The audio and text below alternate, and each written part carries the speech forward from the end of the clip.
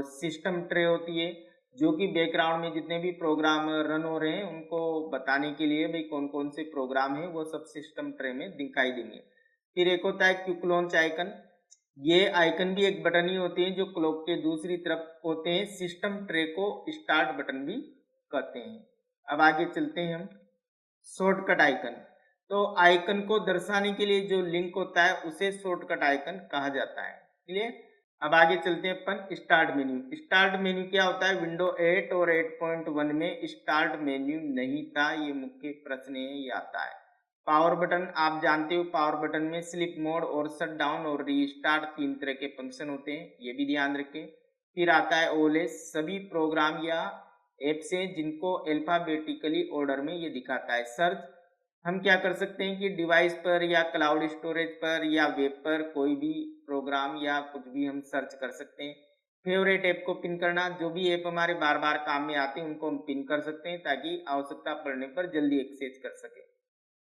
Task view में programme की window के बीच स्विच करना, यानी कि एक प्रोग्राम से दूसरे प्रोग्राम पे जाना, दूसरे से पहले प्रोग्राम पे आना, इसके लिए टास्क व्यू का कार्य है।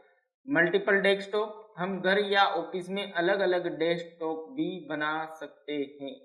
फिर इसके बाद है माइक्रोसॉफ्ट एज। माइक्रोसॉफ्ट एज क्या है? एक डिफॉल्ट ब्राउजर है जिसका पुराना नाम इंटरनेट एक्सप्लोरर था, यानी कि ये जो हम गूगल क्रोम मोजिला फायरफॉक्स लेते हैं तो वह अलग से इंस्टॉल करते हैं और माइक्रोसॉफ्ट एज विंडो का ही एक ब्राउजर है।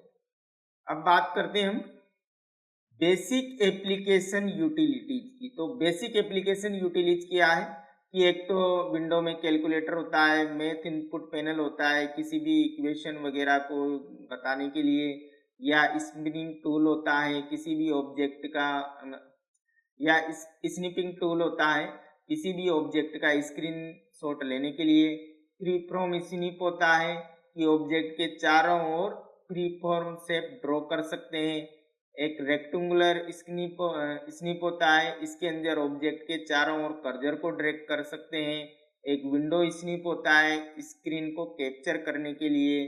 फिर एक होता है फुल स्क्रीन स्निप, इसके द्वारा पूरी स्क्रीन को हम कैप्चर कर सकते हैं। एक होता है विंडो मोबिलिटी सेंटर, ये क्या काम करता है? आपको ब्राइटनेस, वॉल्यूम, बैटरी का स्टेटस और wireless network, screen rotation, external display, sync centre, paint, system tool आदि सब बताते हैं। तो ये था हमारा चैप्टर 3 खत्म होता है, हम आगे चैप्टर 4 पढ़ेंगे। धन्यवाद।